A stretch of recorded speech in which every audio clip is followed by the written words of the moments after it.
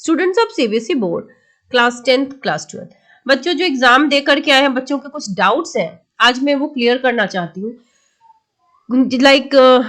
कुछ बच्चों के जो कॉमन डाउट्स है, जो मैं भी आपके भी हूँ, कि मैंने एमसीक्यू में ऑप्शन के साथ आंसर भी लिखे हो। तो एमसीक्यू में ऑप्शन के साथ आंसर लिखा है तो डोंट वरी, आप लोग सही करके भी डर जाते हो बेटा, इसमें डरने की क्या बात है। ऑप्शन के साथ आंसर लिखा है तो मार्क्स नहीं कटेंगे बल्कि मिलेंगे। तो बेटा आपने लिखा है फेल क्यों हो गया, आपने अगर अटेम्प्ट लिया है तो आप पास हो जाओगे। 20 नंबर का अगर किसी बच्चे ने केमिस्ट्री में लिख दिया है, आप मैं ज्यूम कर रही हूँ आप क्लास 12th के बच्चे हैं, तो बेटा 23 पासिंग है, तो 100% टीचर आपको पास कर देगा, क्योंकि 20 नंबर का आपने सही लिखा है, कुछ अटेम्प्ट वगैरह लिए ही होंगे, तो टीचर आपको 100% पास कर देंगे। So you don't need to bother. Class 10th का बच्चा, आप मैसेज डालो ना, क्लास भी लिख दिया करो, तो इट गिव्स मोर क्लैरिटी। बेटा आपका है कि एक क्वेश्चन जो मेरा लास्ट क्वेश्चन था साइंस के पेपर का, क्वेश्चन नंबर 39, वो छूट गया क्योंकि वो लास्ट पेज में था और आपने मिस्टेक से उसे नहीं देखा, ठीक है, और वो 4 नंबर का था। बाकी मैंने पूरा पेपर सही किया है, बस 1 मार्क्स की गलती हुई है और एमसीक्यू में। तो आप बता दो कि पूरे 4 नंबर काट के, बेटा अगर आपने क्वेश्चन अटेम्प्ट ही नहीं लिया है तो उसमें तो नंबर कट जाएंगे, ये तो श्योर है। लेकिन आपने जैसा देखा, आपने बाकी का पेपर बहुत अच्छा किया है, तो 100 में से आपका 1 नंबर, अगर मैं ये देखूं 80 का थ्योरी है तो 1 नंबर आपका गया, और 4 ये अगर आपने बिल्कुल ही अटेम्प्ट नहीं लिया है बेटा, तो अगर ये ऑप्शनल था तो अच्छी बात है, अगर यहाँ पे कोई ऑप्शन नहीं था तो फिर ये नंबर कट जाएगा, क्योंकि अगर आपने इसको कुछ भी नहीं लिखा है तो फिर देयर इज नो ऑप्शन कि उसमें मार्क्स मिले।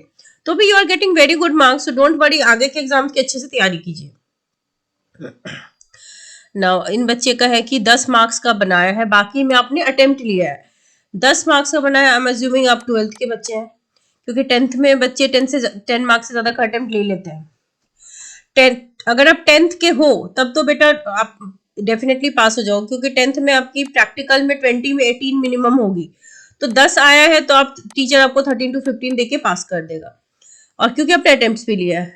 12th के हैं तो दैट रियली डिपेंड्स कि आपने क्या लिखा है। 10 मार्क्स तो आपका करेक्ट है, 13 मार्क्स टीचर को और देने हैं। अगर आपने स्टेप मार्किंग की है, स्टेप्स लिखे हैं, क्वेश्चंस के अटेम्प्ट लिए हैं जो कि मिलते जुलते हैं, सही है, तो फिर नंबर आपको मिलेगा और आप पास हो सकते हैं। ये एजम्पशन आपका है, ये एजम्पशन टीचर का नहीं है। आगे के पेपर अच्छे से लिखिए, ठीक है।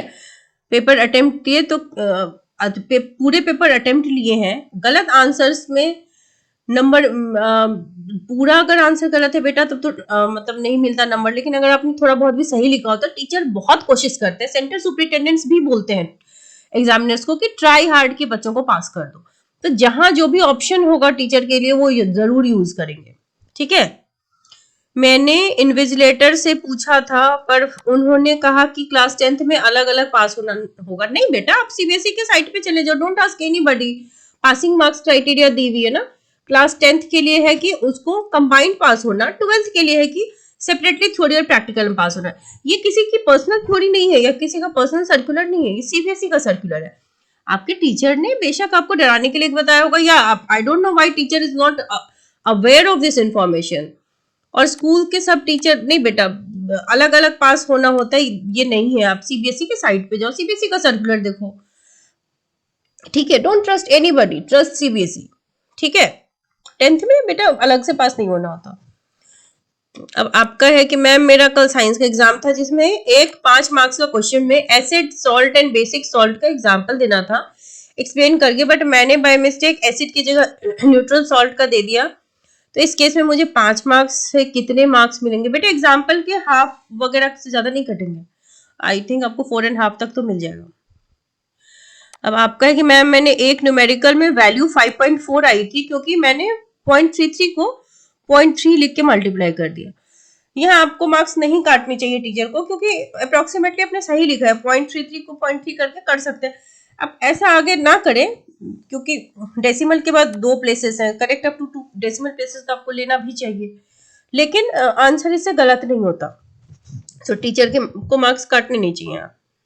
सो दीज आर योर डाउट्स। आपके और भी डाउट्स आ रहे हैं तो इन जनरल बता दूं बेटा, मार्क्स अच्छा ही दिया जा रहा है। बाकी बच्चों आप अपने कमेंट सेक्शन में डाउट्स जरूर पूछिए, आई विल ट्राई कि मैं आपको एक्सप्लेन कर सकूं। वर्ड लिमिट का ध्यान रखिएगा, पॉइंट वाइज लिखने की कोशिश कीजिएगा, और स्टेप मार्किंग होती है, स्टेप्स लिखो, फॉर्मूलाज आते हैं, फॉर्मूला लिखो, गिवन जो है वो गिवन लिखो, नंबर मिलेंगे, ठीक है। ट्राई करो कि ज्यादा से ज्यादा लिख सको, पॉइंट्स पे लिख सको, कीवर्ड्स का ध्यान रखिए, इन सब चीजों का ध्यान रखेंगे तो नंबर मिलेंगे। डरने की जरूरत नहीं है, अगर आपने अटेम्प्ट लिया है तो आपके नंबर नहीं कटेंगे। So wish you all the very best.